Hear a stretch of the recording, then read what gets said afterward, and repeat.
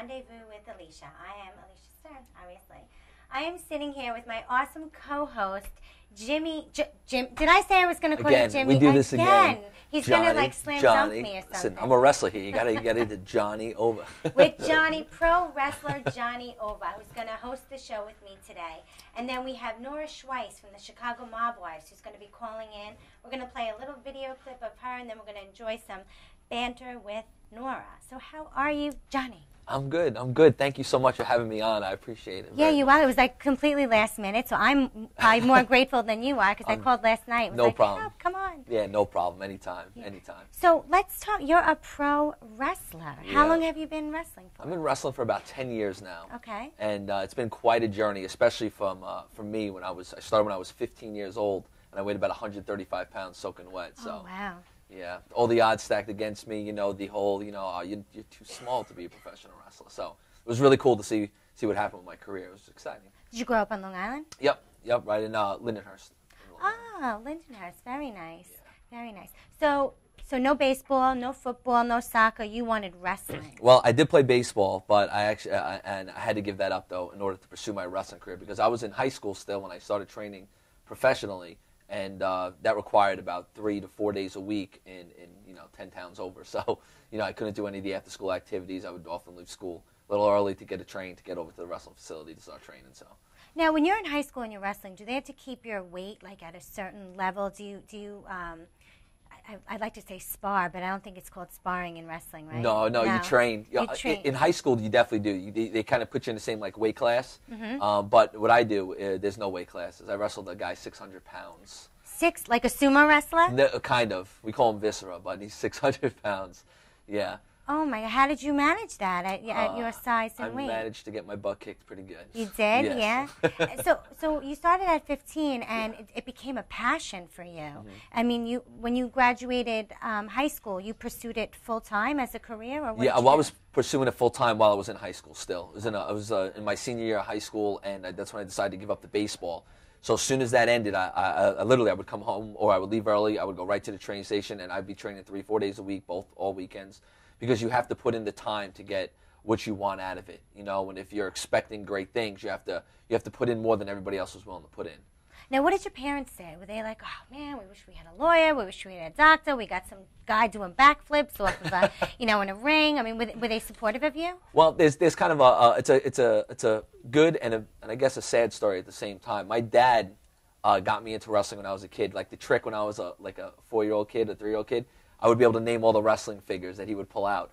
But my dad, they knew I was going to get into it sooner or later. So I think my mom was just used to the idea already that I was going to become a pro wrestler. But my dad actually took me, and he paid for my whole first year of training. Then he died the next month. Oh. He passed away. He had a heart attack in his sleep from being an alcoholic. Oh, so it's okay. So the unfortunate thing was he never saw me get to wrestle one match, which was terrible. But I know where he is, and I know that he was watching me from there. My mom, on the other hand, was really not, she knew it was happening, but she was uncomfortable with it, especially when I got my little brother involved and we started, beating each other up. So yeah, and your brother is here, Joe Luscious? Luscious Joe. Luscious Joe. Where do you guys come up with the names? Oh, man, it takes some creativity, let me tell you. Yeah, Luscious Joe. So you guys wrestled together? You tag team together? Or did you, can I use the word spar again? That's right. You fought against each other, or you were together? Well, now we tag team together. Okay. Joe he's always been a phenomenal wrestler. He always wanted to do it again since he was a kid also. So I guess my mom was really prepared for this.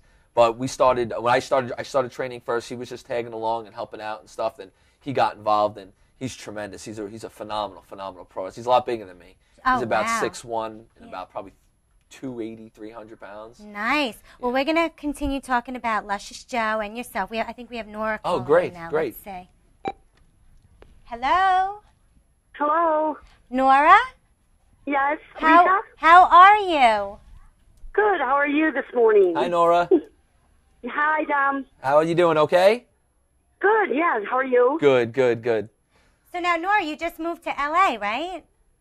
Correct. Actually, on Thanksgiving Day. How's the adjustment going? It's been hectic. I mean, I'm just getting settled in, but I actually love it here. I have my cousin, which is why I decided to make a move, John Luciano, who actually signed a book deal with me, and that's why I decided to start my new life after the show in California. Oh, very nice. Now, Nora, before we continue talking, I believe we have a video clip of you. Let me see if we have that video. Do we have that video of Nora ready to play? What's it called? Nora with the Mob Wives, Chicago Mob Wives. Okay, well, they're going to look for the video. Okay. So how was the whole thing with the Chicago Mob Wives? How did you get involved with that? Well, it originally began, Jen Graziano, who is the creator of the show, had approached me due to the fact that her father and my father had been incarcerated together in the 90s, which is, so everybody knows about that, with Renee Graziano on the show, her sister. So it was actually an opportunity of a lifetime, even though some people may have looked at it a little bit different in Chicago, because it gave me the opportunity for once in my life to be able to tell the world and tell the viewers exactly my side of the story, which is the truth, because, growing up, I always had to deal with the stigma of the media and the government and the newspaper, telling things about my father that, was, what they saw. And now it was my time to give my story, and it was about my father, how I seen him as a dad. I got a question for you. I was just thinking of this, and just knowing your story and knowing what's going on. What was it like growing up? What was it like with your father being this such a big public figure? How was that like for you growing up as a child? Well, it was very good sometimes, and it was very bad sometimes. So you take the good with the bad, I guess. But in the end, and at the end of the day, I always looked at him as my father. So, I loved him. So no matter what anybody said, you sort of stay in a denial state because it is your father. And, you look at people and be like, well, that's what you read. So, growing up as a little kid now opposed to when I'm older, I just see the difference, because, I'm not in denial anymore. I mean, there's things that they said that he did. And did he do them or not? Allegedly, it's hearsay until proven guilty. And he was really never proven guilty because he never had the chance to go to trial at the end. Right. Well, we just found that video clip. We're going to play it now. So can we play that video, please? Okay, hold on, Nora. All right. I'm Nora Schweiss. According to authorities, I'm the daughter of the most notorious hitman in Chicago. Allegedly.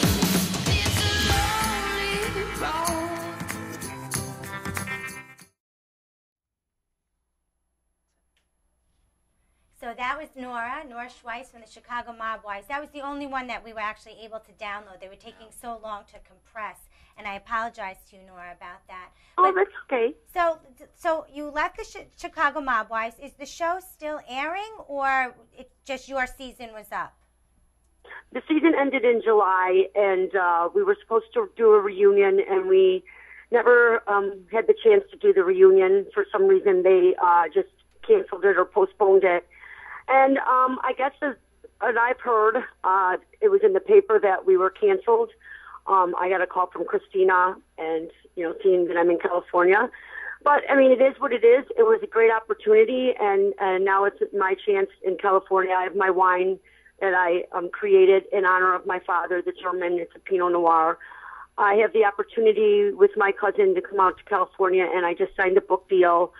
And then, of course, after my father died, I went back to school, and that was sort of my therapy. I started with in criminal and paralegal, worked for a criminal attorney, just to educate myself on things that the government did with my father, as far as put him in jail and never gave him an opportunity to even have a trial for like 2.5 years and such things like that. So that was sort of my therapy, and then I continued to go on for business. And during the final days of the show, the last 6 months, I was actually in my master's program and graduated with that.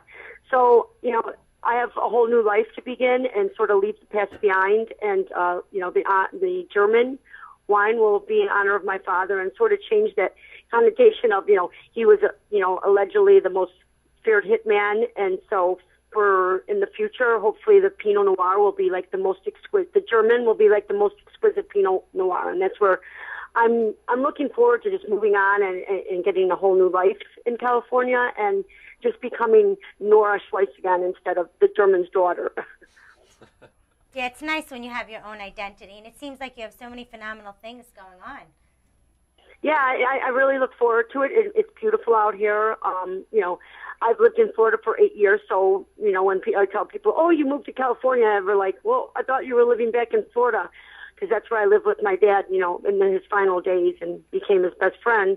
But California is definitely where I want to be for my new career move, and it's been a wonderful experience so far.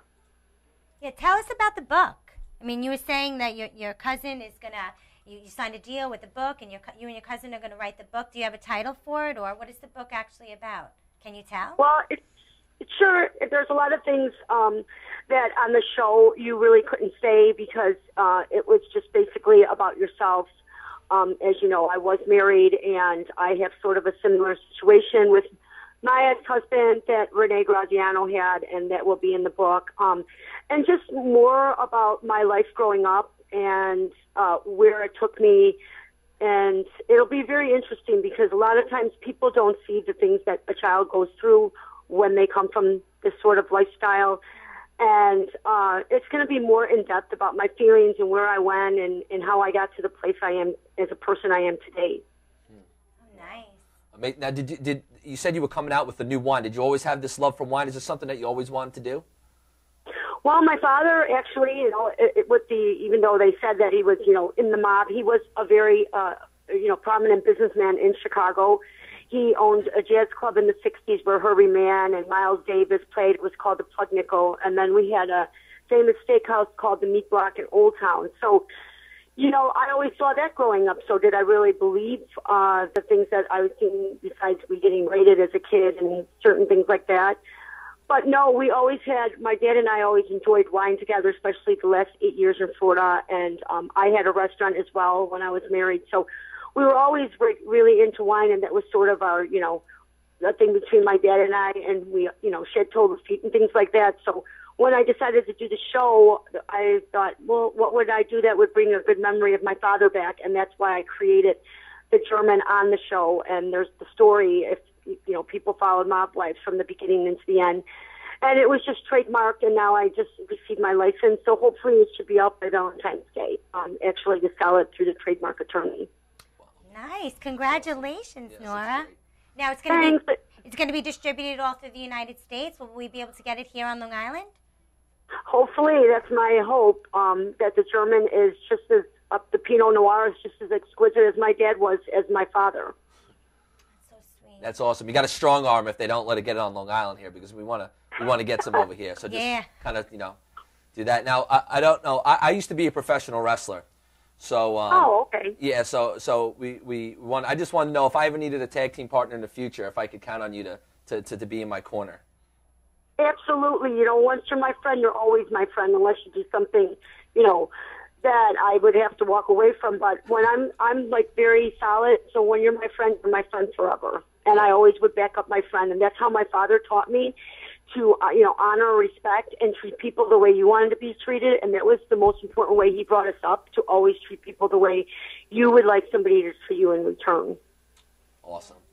Now, I had such a great time on Arthur Avenue in the Bronx with Paulie Cigars, had that whole red carpet event with all the Mob Wives and Gigi from Josylicious, and I actually got to meet you face to face.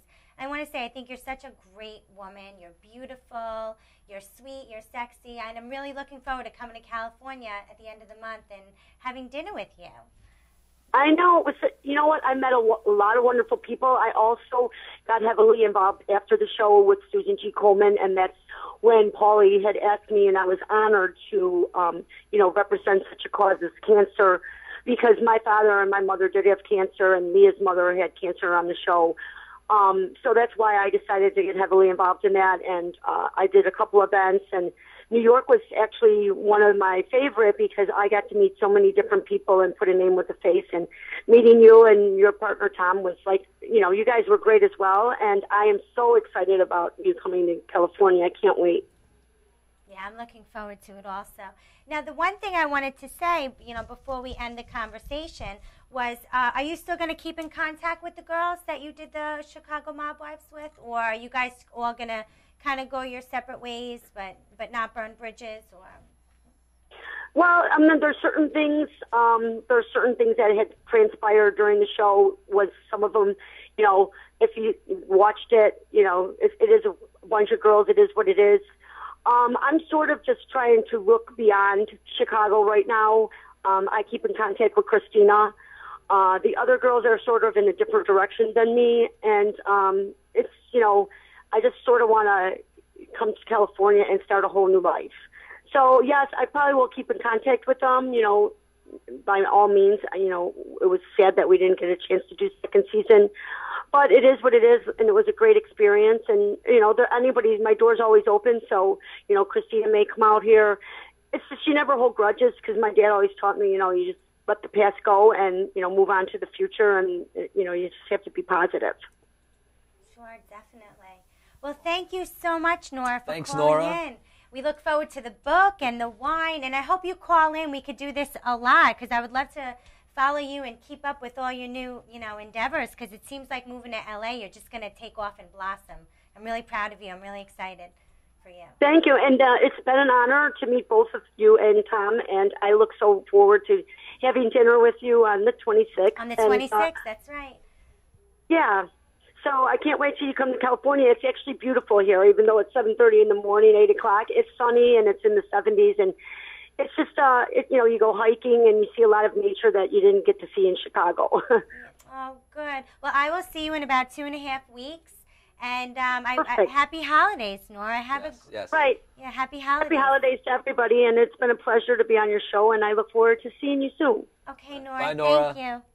Bye. Okay, Take care. Have a good day. Okay, you too. Bye.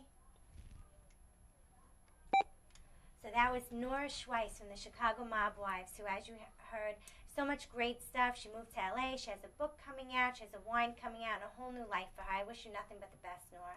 We are going to cut to a commercial, so enjoy our sponsors.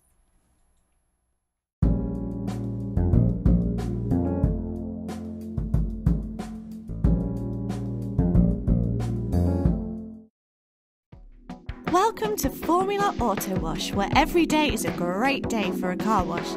Open 7 days a week from 8 a.m. till 5:30 p.m. Sundays 8 a.m. till 4 p.m. Detailing packages for every budget, starting out at $29.99. 100% hand wash and detail centre. Hogshair and microfiber brushes and mitts. Proudly using Ecolab Blue Coral soaps and waxes. Formula Auto Wash has served the community for over 30 years. Senior discounts all day, every day.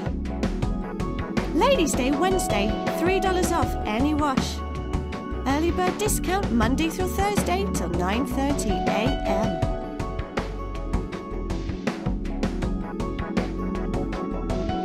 Check out our website, formulaautowash.com.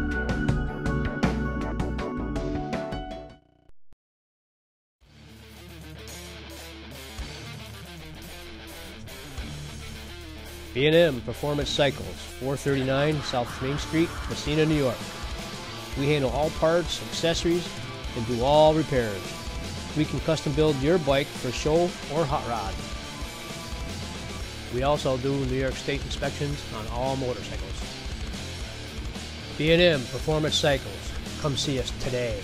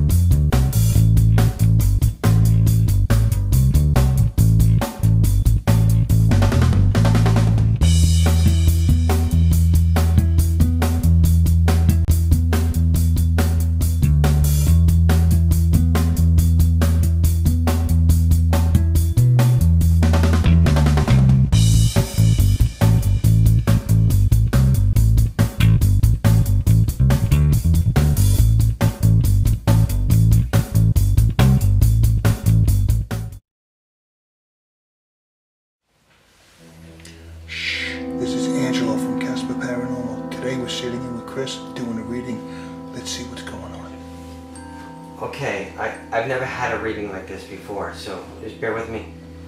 I'm seeing bugs. Bugs? I thought you were a psychic medium. I know, that's what's confusing. Hold on. Do you want the good news or the bad news? I'll take the bad news. I think these are spirit bugs. Spirit bugs? I've never heard of spirit bugs. That's just it. Do you want the good news? Yes. I know Joe from Bug Busters of Long Island. He'll take care of your problem. That's great.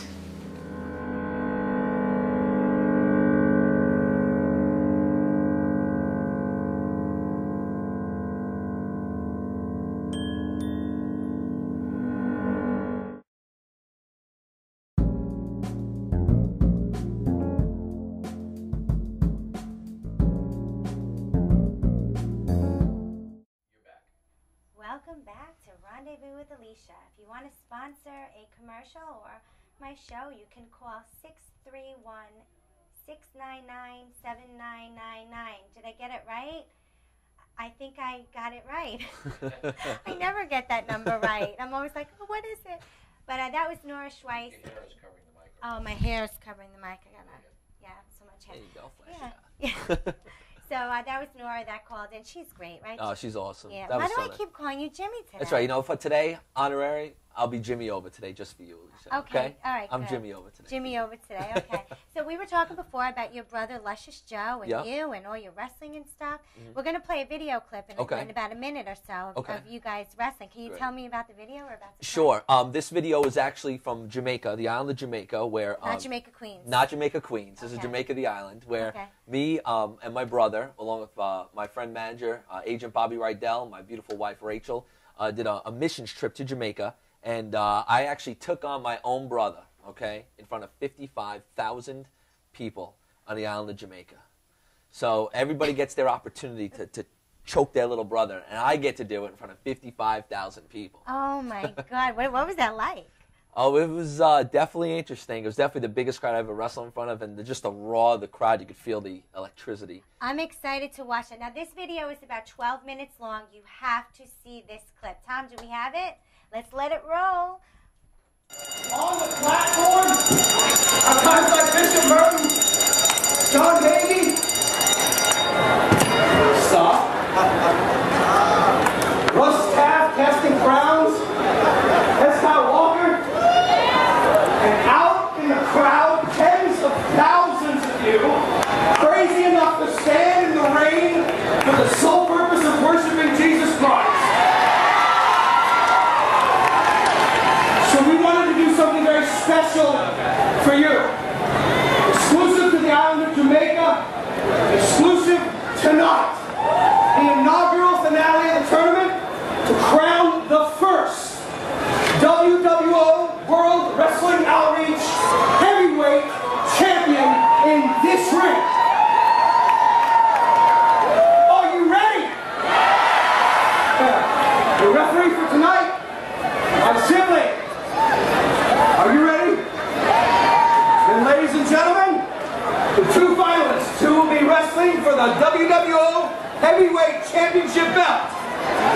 First, we bring to the ring, from Halifax, Nova Scotia, Canada, weighing in at 175 pounds, accompanied by his manager, the agent to the stars, Bobby Rydell. We bring to you Johnny onMa!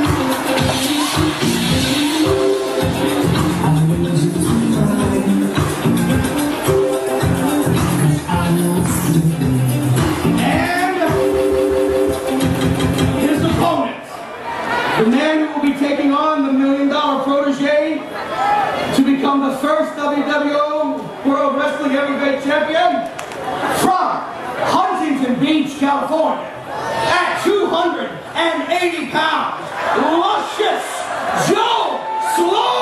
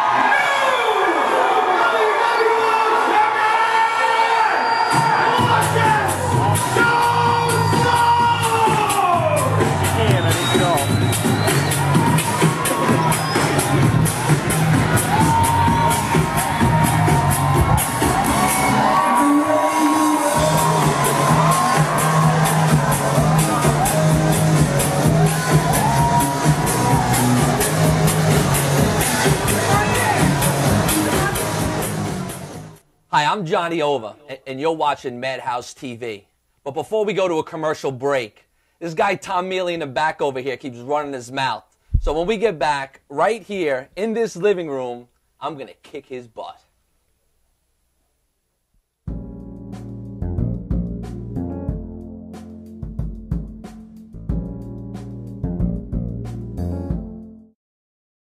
What is Grand Prix Motorsports? It's a full-service motorsport performance and service shop. It's West Coast custom style, East Coast pricing, old-school customer service, custom-built bikes, all-out performance upgrades, and free towing too.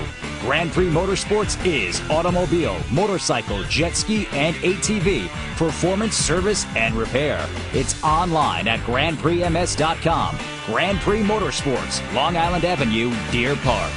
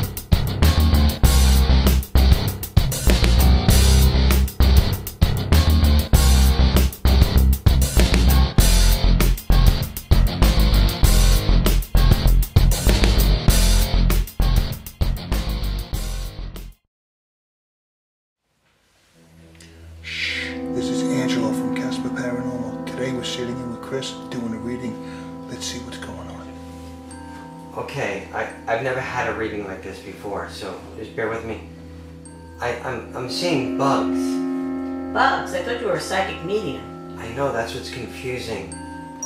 Hold on. Do you want the good news or the bad news? I'll take the bad news. I think these are spirit bugs.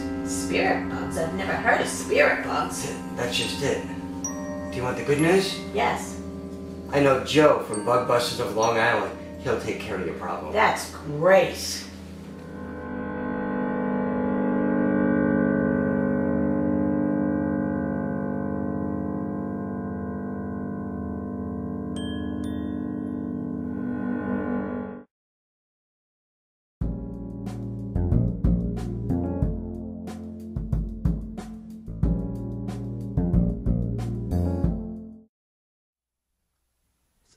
Alysia, why did I just get a text message from a Vicky saying that Tom can't do this because he's putting up Christmas lights? Yeah, I don't know. Tom's all talk lately. Oh, man, this guy is unbelievable. Running his mouth the whole entire time. I was ready to, like, move the coffee table, get him in here, and watch you pounce on him. I was stretching out. I got to tend a calf over here. I'm ready to go, though. Yeah, well, those moves you did with your brother, man, those are pretty hot. Yeah, they were. They were real? Yeah, they were real. You were going to do those on Tom? I was. Worse. Worse. Worse. We got to get him in the ring I saved my best for Madhouse, not Jamaica. So 55,000 people. You fought your brother. For my brother. And all those moves were real and everything? Yeah, see, people have the big, mistaken identity that wrestling's fake, and, although maybe some of the outcomes are, but, man, when somebody's pounded on your face like that, that hurts. Yeah. That hurts. So you've been doing that, jumping off, bouncing off bars, bouncing off the rings. I don't even know the wrestling lingo, but since you're about 15 years old. Yeah, so what's that, 13 years? What's been your biggest challenge? My biggest challenge to me was overcoming, I guess, all the naysayers and for my size as well. Everybody always told me unless I did the steroids that I would never make it. And I proved them wrong. You definitely did. So. What was your biggest triumph? Man, I mean, that was sure one of them. 55,000 people was awesome. But I would say the first time that I traveled to Wilcox, Arizona with Bobby, my manager over there, who was kind of trying to help me out. And I was able to try out for the $1 Million Man, Ted DiBiase, who eventually took me under his wing. And, I mean, it was such an honor because, I idolized these guys growing up. I look at these guys on TV. I want to be just like that. And, to have it happened to be one of my favorite guys of all time, Ted DiBiase. And he was a bad guy. And when I was a kid, I always loved the bad guys. And, I got a tryout with him for his promotion that he was starting up, and we went to Wilcox, Arizona. After I got done trying out, it was like, you're in. Like, it was right away, and I was just like, wow. I mean, that's when I knew that, God did something great in my life, and I was like, I made it because, to me, wrestling all the guys that I grew up idolizing, that's all I wanted. These guys on TV, I'm friends with these guys now. We talk a lot. I text them, and then wrestle them. And even though they're, 40, 50, 60, I won't mention any names, it's been such an amazing journey.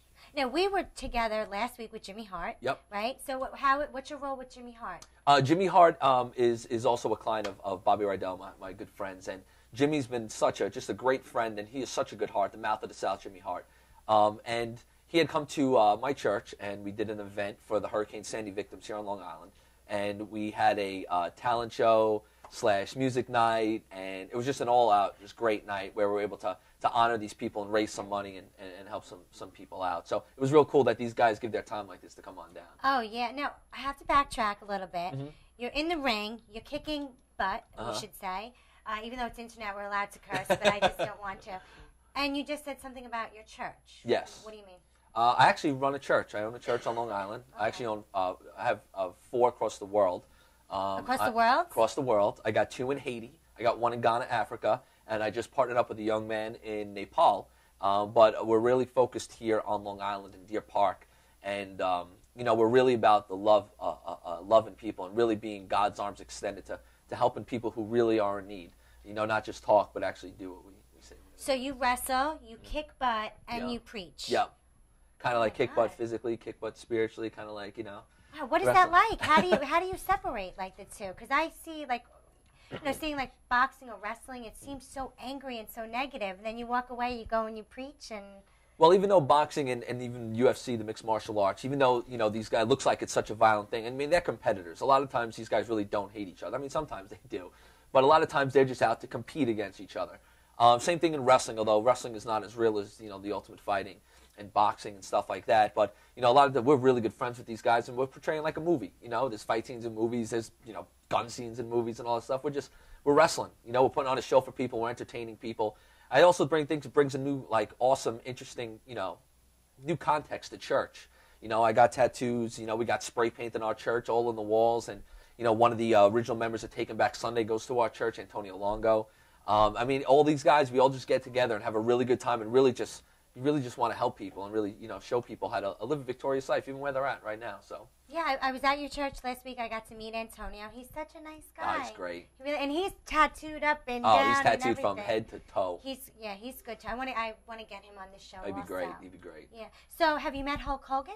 I've never personally met Hulk Hogan. No, okay. No. But Snooki, who's the Snooka? Jimmy Superfly Snuka. Yeah, I wrestled him, the Superfly. That's why I keep calling you Jimmy, because I have that name in my head, Jimmy.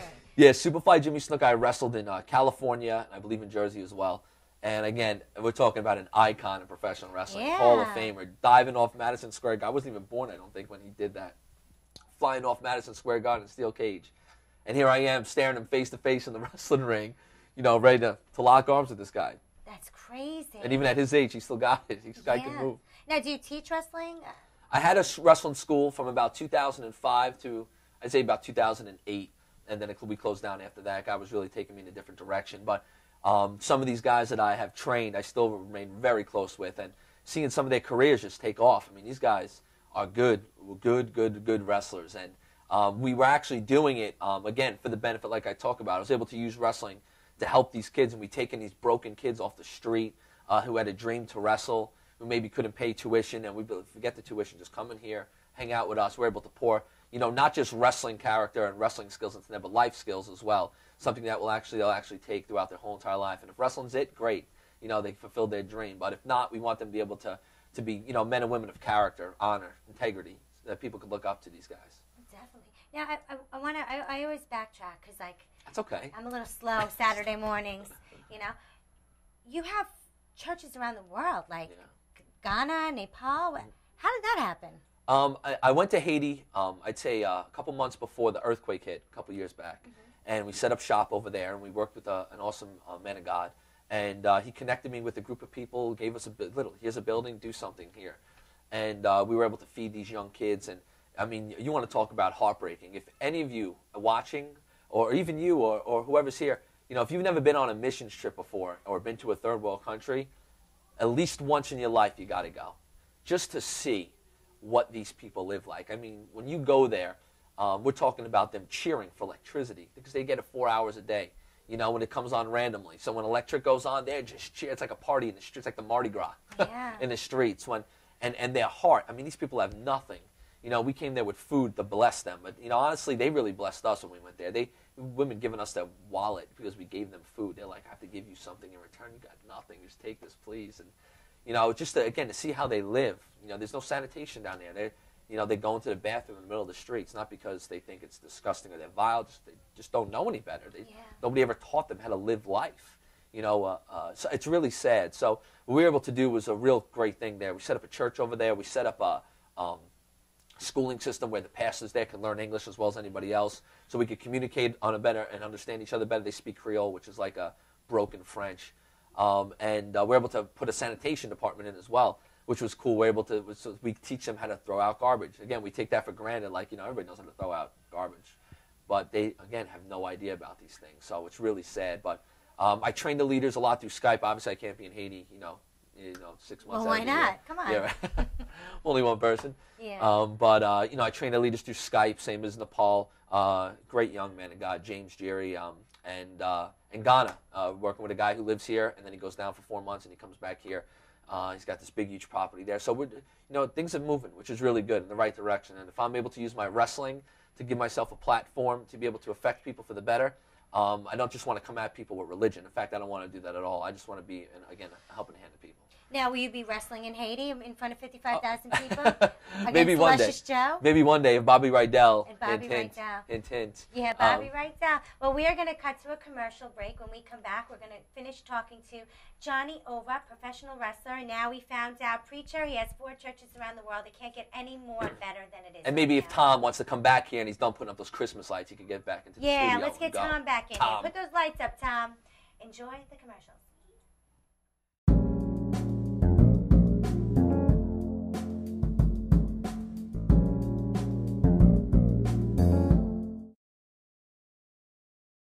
This is Tom Mealy for 1-800-INJURY-LAW, and I'm going to get right to the point because you know what? When in an accident, there is no time to fool around or waste time going to firms that say, if it's not broke, there's no case. Soft tissue injury is no joke and can last longer and feel worse than a fracture. And if left unattended, you are looking at a lifetime of trouble and or pain. You are entitled to compensation. Listen, most of us on Long Island, we weren't born with a trust fund or a silver spoon in our mouth. Don't let someone tell you that it has to be broke or you need to be out of work to compensate for an injury sustained by someone's carelessness. The number you need to call is 1-800-INJURY-LAW, the Harrison Law Group. That's 1-800-INJURY-LAW.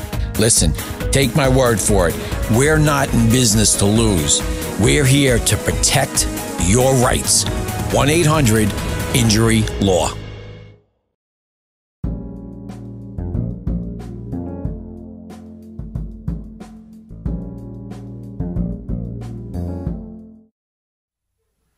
We're going to go to a video right now, and this is it's a privilege for me to be introducing this video. It's something that I was able to do for a great friend of mine. You may know him as Jim Baker, married to Tammy Faye, but Jim and his awesome wife, Lori, had invited myself down to go and speak to their group of kids, the Masters Commission, who are just such a great group of people. So here's a video clip of me and what I did down there for a week last year. He said he's got you right in his hands. He's got you right where he needs you to be.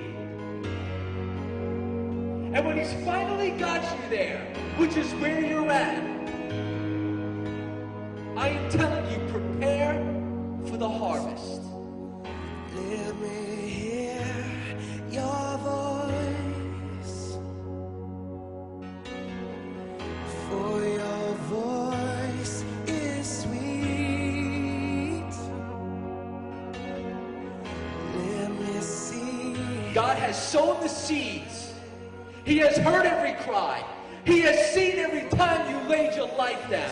He sees you when you're trying to sleep at night and you're tossing and turning, and it's one of those nights.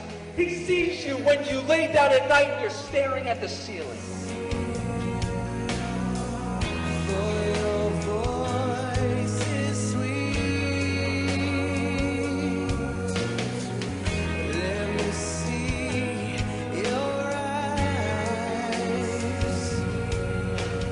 Raise your hands right now as we worship our King, the King of Kings, the Lord of Hosts.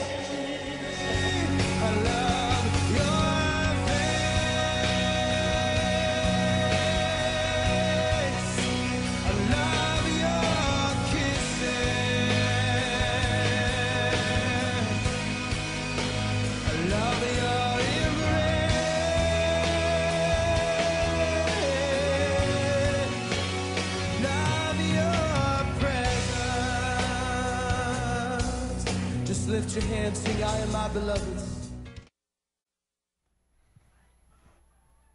Wasn't that a great video? Thank you for sharing that. So not only did you lay hands as a preacher on all those teens, but you're about to lay hands on Tom if he doesn't get his butt back in here Yeah, for that's hanging right. out those Christmas lights. I just saw that commercial for the attorneys at law. You better write that number down when he's watching the show and take note, you know, because if he doesn't get back here and put all those Christmas lights, I'm going to have to hit you up for his address. And I'll give you his address. All right, I know. good. Just don't hurt Frankie. I like Frankie. All right, I'll That's leave their Frankie horse. alone. I like Frankie. Yeah. Tom's going down. Tom is going down. Well, we have to wrap it up. I'm so grateful Thank that you. you came on. Now, speaking of preacher, how I got Johnny over here was kind of like almost like a miracle in itself. I had a couple cancellations for my show, Mhm. and as I sat down, I was on the computer trying to see who I can pull together. In like 12 hours, I got a phone call from Andrea and Joe Leone, Great, and I love they were like, "Is everything all right?" And I said, "Well, you know, a couple people canceled on my show. I'm going to make it work because I always do." And they go, "Hold on a minute, Johnny over." So I felt like even though, you know, I'd met you last week, but it was almost like an act of God. Yeah. Also. Oh, listen, it was my pleasure, and thank you for having Yeah. me and my family here. You're welcome. On the show, and I want to actually bring your wife and your son in about 5 minutes. Bring them out here so that we can all wave goodbye. Oh, okay, and great. have them come out. So now you're going to teach LJ how to wrestle. Of course. I'm going to teach him how to wrestle. I'm going to teach him how to beat Tom Mealy up. I'm going to teach him how to do many of different things. He's a multi-talented kid, and I love this kid. So. Now, did you have to take gymnastic classes to learn how to do all those freaky backflips, or how did you learn all that? A lot of pain.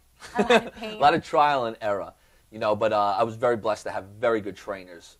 But again, it really is trial and error. You got to get over your fear. You know, you got to just do it. It's one of those things where you can't think about it, or else you're gonna mess it up. Yeah. You know, so.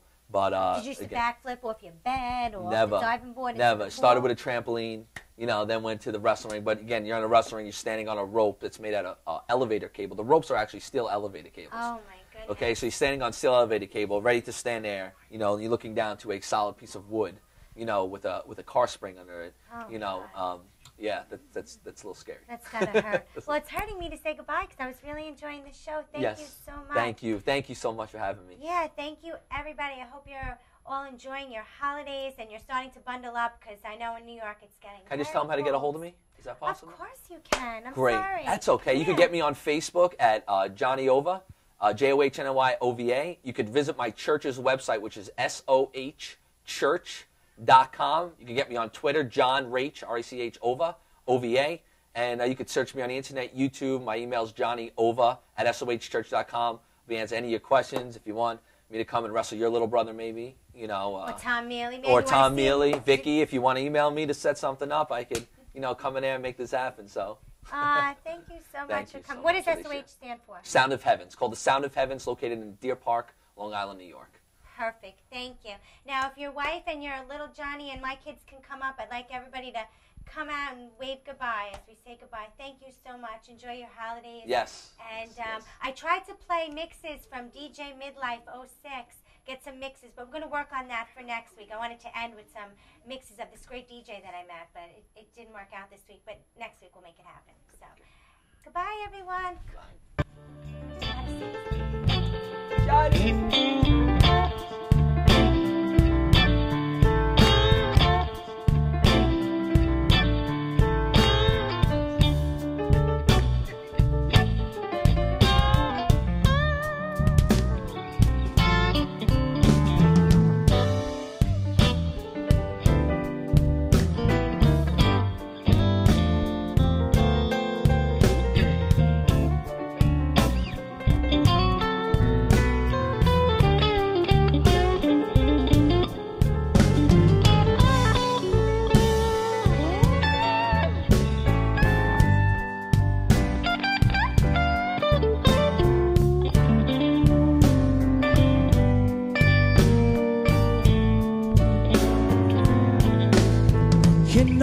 my time.